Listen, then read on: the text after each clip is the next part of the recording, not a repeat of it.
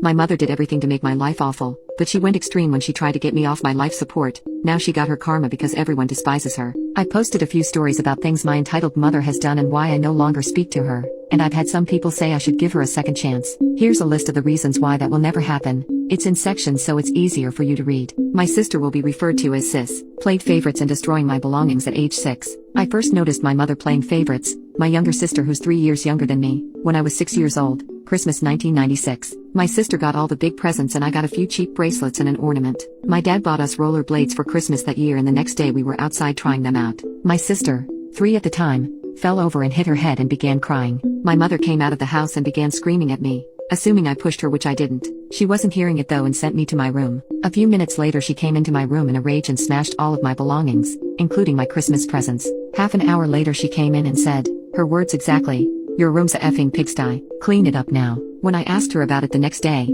she claimed to not know what I was talking about. She freaked out when I got my period for the first time. If you've seen the movie Carrie, you will understand what happened. My mother isn't as psychotic as Carrie's mom and she's not religious, but she went really weird. She started asking if I'd had intimacy, how heavy it was, if I knew what it meant, but she wouldn't tell me, if I was ashamed of myself, and a lot of other weird questions. And every time I'd ask her to buy me pads, she never would. She'd just throw money at me and say she didn't want to know. There were occasions when I had to ask my friends' mums for pads because my mum had no money or wouldn't spend her child support money on me because I was not worth it. But if my sister wanted anything, she'd get it for her immediately. I wouldn't call an ambulance when I fell off a horse but called one when the same thing happened to my sister. I was about 13 when this happened. My mum and my sister were really into riding horses but I never was, but I was so desperate for my mum's approval that I started going to pony club with them. One day my horse got spooked by something and bucked me off. He was a really big horse. I almost landed on top of a barbed wire fence and was knocked out for a few minutes. I woke to my mother screaming at me, saying, "What the bloody F King HLL do you think you're doing to stupid #%?" She didn't even help me up.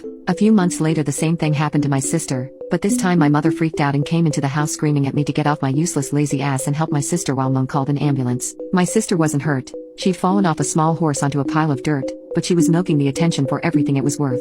She was taken to the hospital and didn't go to school for the rest of the week. Takes down my door because it made a noise when I closed it. When I was 12 I lost the privilege of having a bedroom door. The latch wouldn't click shut unless you gave it a harder push, and would it swing open if it wasn't clicked shut. My mom refused to fix it. One day when I was closing the door so I could change clothes, it made a little too much noise for my mother's liking. She burst into my door screaming at me to shut the door up. Then she took out the hinges and took it away. From 12 until 14 I had no bedroom door and no privacy to change my clothes or sleep with the door closed. My sister and her friend broke into the school, but it was somehow my fault. This happened when I was 13. It was during school holidays and my sister and her BFF broke into the school and wrote out merit awards to each other, which was obviously a stupid idea and is how they were taught. After this happened I got the feeling that my mom was angry at me for what they'd done. This was confirmed many years later. The next story is a continuation to this. Admitted to my friend's mom how much she hated me. I always knew that my mom didn't like me, but the most I was ever told was that I was an accident and that she regretted having me, but I heard from my best friend's mom a few years ago exactly what my mom thought of me. My friend was over for a sleepover one weekend and my mom was talking to my friend's mom. These are some of the things my mom said.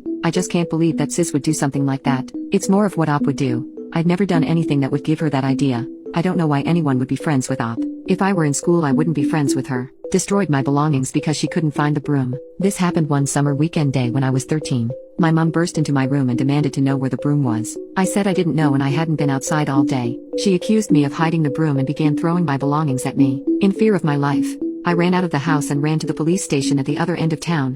This was in 2003 and I didn't own a mobile phone. When we got back to the house and the police asked her what happened, she put on her sweet and innocent face and said, "I don't know what she's talking about. She must be on her period or something." The policeman believed her and wouldn't hear my side of the story and he left. Her verbal abuse turned physical. Her abuse was mostly verbal and throwing things at me until I was 14. She started getting into these fits of rage over nothing. Couldn't find the remote equals a slap in the face. Got angry over nothing equals pushing me into a wall and throwing me and my sister out of the house. Couldn't find something to watch on TV equals punch me in the face, push me on the ground and kick me in the back. Her horse didn't win at the show equals my fault. Her car won't start equals my fault. Run out of money equals my fault. And the list goes on. She did this until I was 15 when I had enough. I warned her, take one step further and you'll regret it. Needless to say, she regretted it. The glass jar smashed to the side of her face gave her the message. She never touched me again after that and I moved in with my dad. Physically abused my autistic brother. I won't get into too much detail with this one, but I found out a few years ago that my mother used to rip chunks of hair out of his head and many other atrocious things. Wanted to turn off the life support when I was in a coma. When I was 17,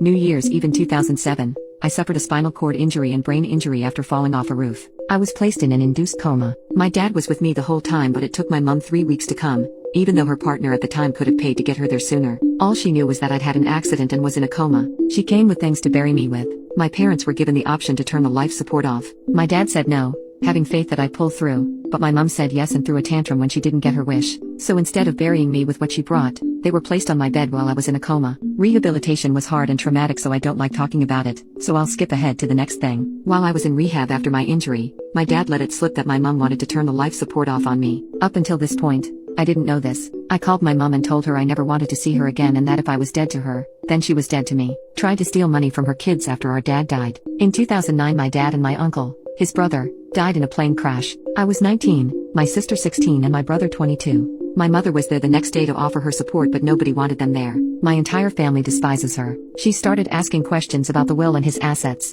information we didn't give her. We didn't know the cause of death for 3 weeks after his death, and lo and behold, she got nothing. The will was written before my parents had even met. The will gave everything to my dad's siblings and they gave it all to me and my siblings, so long as we promised that our mother got nothing. She's tried a few times in the past few years to get money from us, but we won't talk to her. I haven't spoken to my mother in about 7 years and I don't ever plan on seeing her again. She's a toxic person and life is better without her. My brother still talks to her from time to time, but me, my sister and the rest of the family want nothing to do with her. And me and my sister are really close. She's not entitled and I hold no resentment towards her. I love her to bits. Edit. Thank you all for your supportive comments. I am in a much better place in life now and have thrown away the resentment towards her. That's not to say I have forgiven her, as I never will, but I know that holding on to anger and hatred will only make me miserable. Through the trauma I found strength, and although this isn't something I would wish on anyone, I am more resilient because of it. I will not let her break me.